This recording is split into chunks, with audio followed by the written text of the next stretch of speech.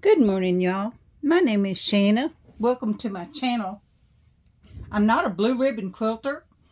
My focus is on keeping people warm.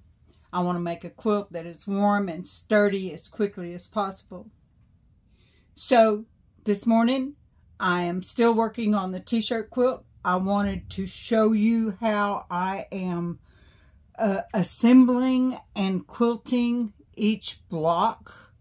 So I have, off camera, I have quilted, all of the blocks are just straight line quilted on 2-inch centers. It was just the easy thing to do. The blessing is my flannel is pre-washed, my backing is pre-washed, so gratefully, the only thing that's liable to shrink is my sunflower fabric that I make the frames out of. So we'll take off here and I'll show you the process.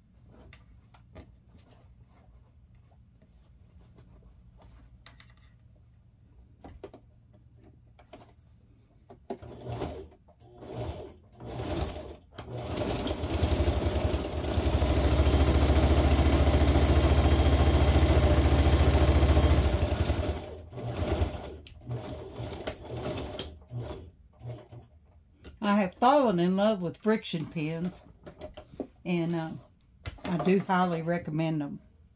So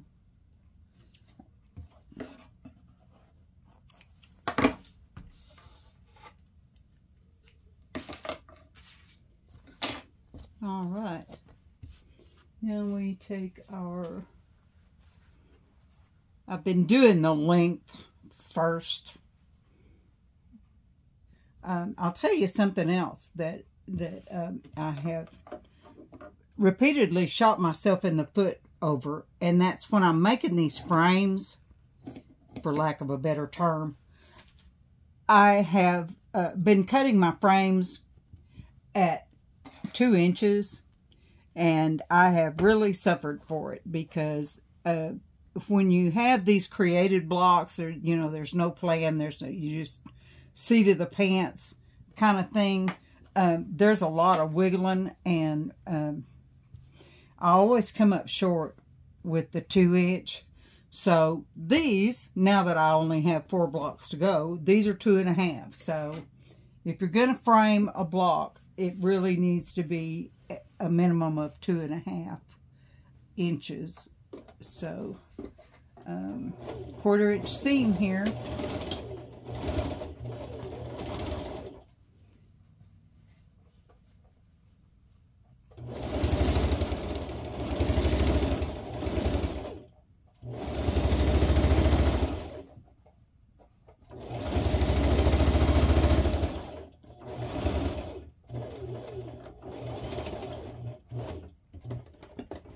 Trim the excess.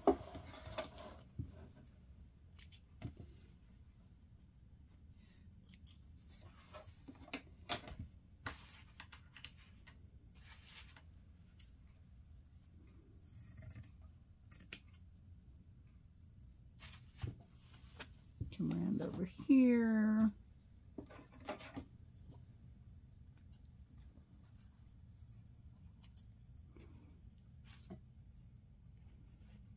And I'll just take that same strip and just keep working it.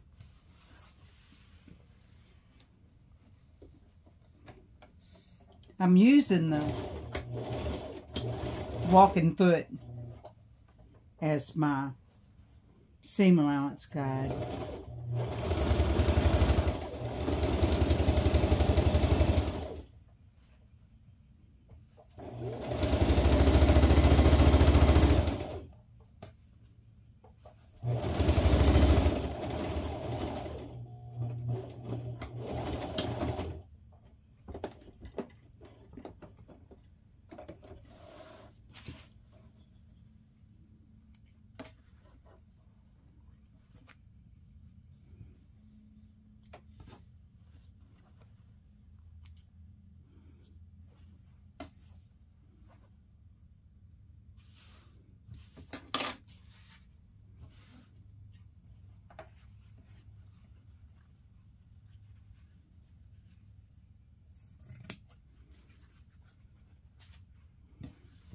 Okay, I'm going to press this.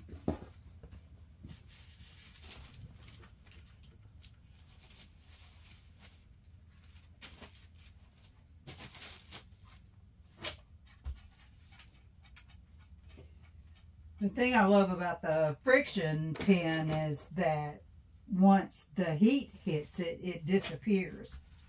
And I've heard talk that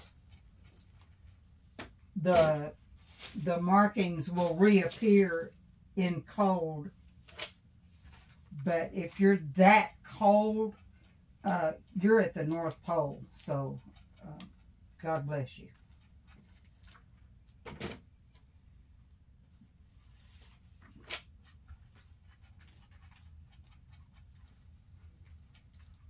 So the 2.5 inch just worked perfect. Let me see if you are long enough. Are you long enough? Yes, you are. Alrighty then. My allergies are just driving me nuts, y'all. I know everybody else is too.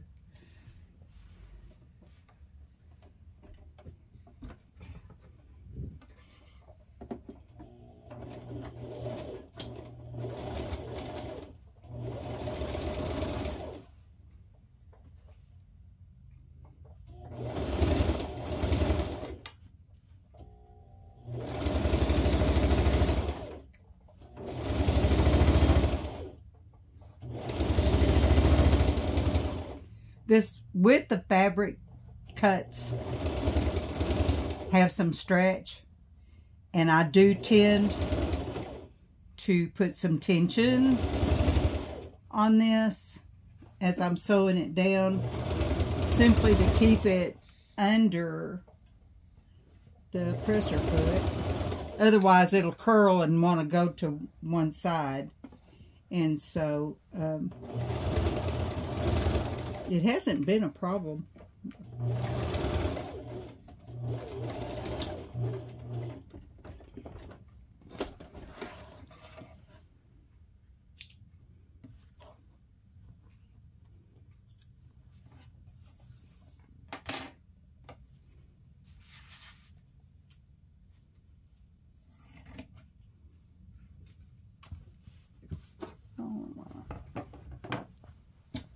Get another one.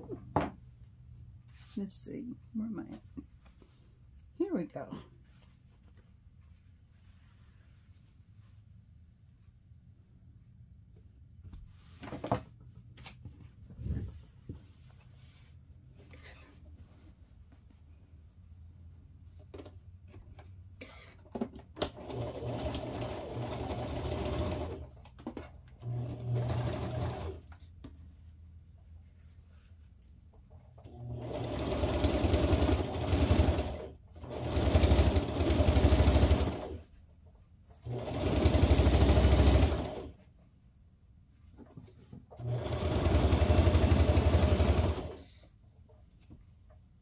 My hands are so dry. They just slip on the fabric. I need to have my glove on, but it is what it is.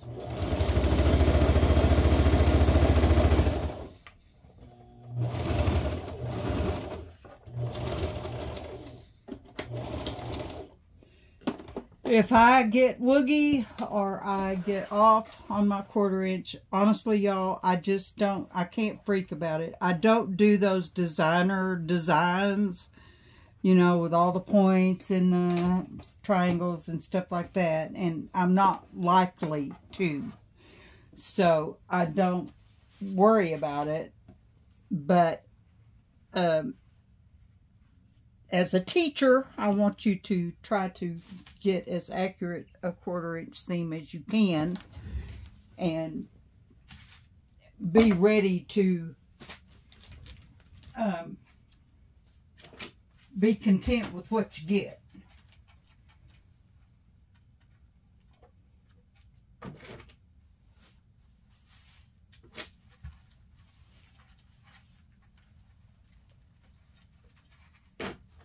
I do recommend a pressing cloth when you are pressing your blocks, simply because your iron can melt the transfers that are on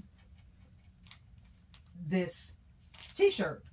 And not only have you messed up a block, you've probably destroyed your iron. So always try to use a pressing cloth. And then I use one when I am taking the marks out of the t-shirt where I've quilted.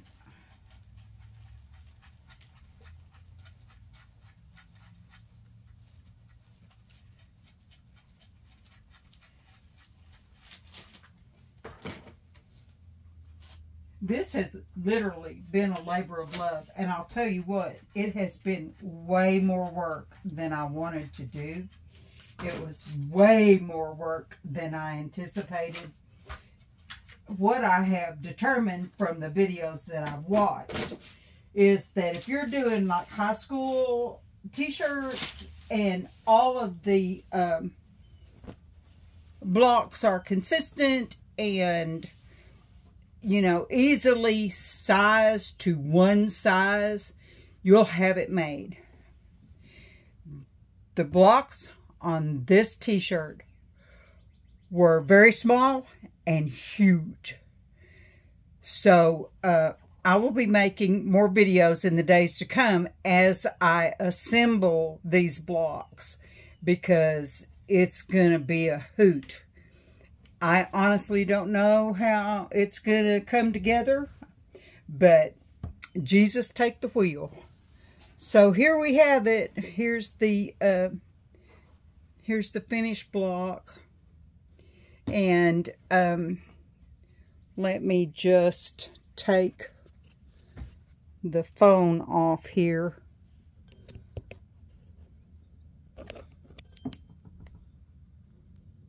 Without messing something up. There's the whole stack of them over there. We just did this one. I have 3 more to go. So that's going to be it for today. I love y'all to pieces. Y'all have a blessed day, and we'll talk to you later.